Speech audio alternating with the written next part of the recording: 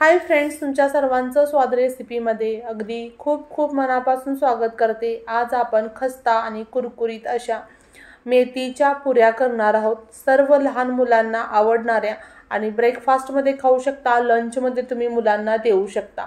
तर मी एक जुडी मेथी स्वच्छ निवडून धुवून घेतलेली आहे।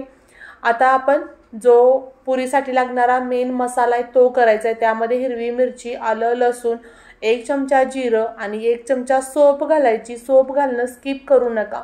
सोपमुळे आपल्या पुरीला खूप छान अमेजिंग असा फ्लेवर येतो। थोडंसं पाणी घालायचं आणि स्मूथ ह्याची पेस्ट तयार करून घ्यायची। त्यानंतर जी मेथी आहे ती अशी खूप बारीक बारीक अशी चिरून घ्यायची। पण मेथी चिरण्याआधी किंवा मेथीची पुरी करण्याआधी तुम्ही मेथी कडू आहे का नाही हे चेक करा। कारण मी जेव्हा प्रथम बनवलं त्यावेळेला माझी मेथी खूप कडू होती, त्यामुळे माझ्या मुलांनी ती खाल्ली नाही। पण नेक्स्ट टाइम मी जेव्हा बनवली त्यावेळेला माझी मेथी कडू नव्हती, त्यावेळेला खूप छान माझ्या पुऱ्या झाल्या आणि मुलांना खूप आवडल्या। तर मेथी चिरून घ्यायची, त्यानंतर त्यामध्ये कोथिंबीर घालायची, चवीपुरतं मीठ घालायचं आणि हे सर्व हाताने व्यवस्थित मिक्स करून घ्यायचं। हे मिक्स केल्यानंतर जो आपण मसाला बनवलेला आहे तो घालायचा आणि तो सुद्धा आपण व्यवस्थित भाजीमध्ये मिक्स करून घ्यायचा।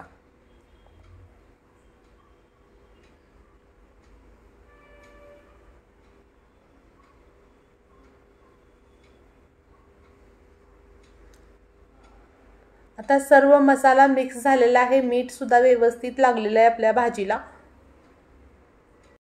आपण यामध्ये गव्हाचं पीठ घालायचं आहे। तर मी 1 कप गव्हाचं पीठ घेतलंय आणि ते स्वच्छ चाळून घ्यायचं आणि टोटल 2 कप मी गव्हाचं पीठ घेतलेलं आहे। त्यानंतर आपली पुरी खस्ता कुरकुरीत होण्यासाठी बेसनचं पीठ 2 चमचे आणि रवा 2 चमचे घालायचा आहे, ही महत्त्वाचा इन्ग्रेडियंट आहे। त्यानंतर पुन्हा मी मीठ घातलंय चवीपुरतं आणि हळद घालायचे। आधी सुद्धा आपण भाजीमध्ये मीठ घातले हे लक्षात ठेवायचं आणि ओवा क्रश करून घालायचा। ओव्याचा सुगंध आपल्या पुरीमध्ये खूप छान येतो। सोबतच कलर छान येण्यासाठी पुरीला फक्त बेडगी मिरची पावडर घातले, ती तिखट नाहीये। सोबतच 1 चमचा तेल घालायचं आणि आणखी थोडासा मी गरम मसाला आणि धनेपूड घातलेली आहे। त्यानंतर तीळ घालायचे, तीळ घालणं अगदी ऑप्शनल आहे आणि चिमूटभर हिंग घालायचं। आता हे सर्व पाणी न घालता आधी मिक्स करून घ्यायचं आणि मग लागलं तर पाणी घालायचं, कारण आता हे सर्व ओलं आहे। भाजी सुद्धा थोडीशी ओली आहे, मसाला थोडासा ओला आहे, त्यामुळे पटकन जर पाणी घातलं तर तुमचं जे हे मिश्रण आहे ते पातळ होण्याची शक्यता आहे। आता आपलं छान असं पीठ मळून झाल्यानंतर आपण एक छोटासा गोळा काढून घेऊयात आणि तेल लावून किंवा पीठ लावून तुम्ही याची पुरी तयार करून घ्यायची। तर पुरी तयार करत असताना जास्त जाडही नाही आणि जास्त पातळही नाही, अशी मध्यम थिकनेसवाली ही पुरी आपण तयार करून घेऊ।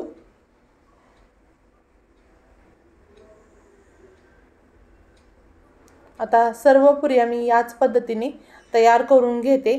एक पुरी तुम्हाला मी पीठ लावून दाखवते।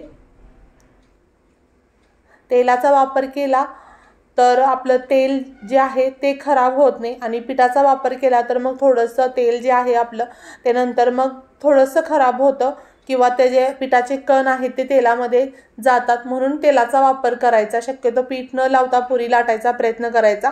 अगदीच तुम्ही बिगनर असाल तर पीठ लावून पुरी लाटली तरी चालेल।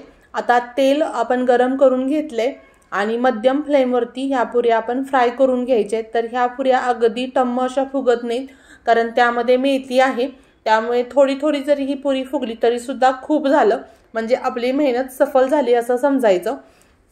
तर माझी पुरी थोड्या थोड्याशा फुगलेल्या आहेत, पण हा क्रिस्पी खूप होतात पुऱ्या आणि सर्व पुऱ्या मी फ्राय करून घेते। पुऱ्या फ्राय आपल्या झालेल्या आहेत। आता आपण प्लेटिंग करूयात।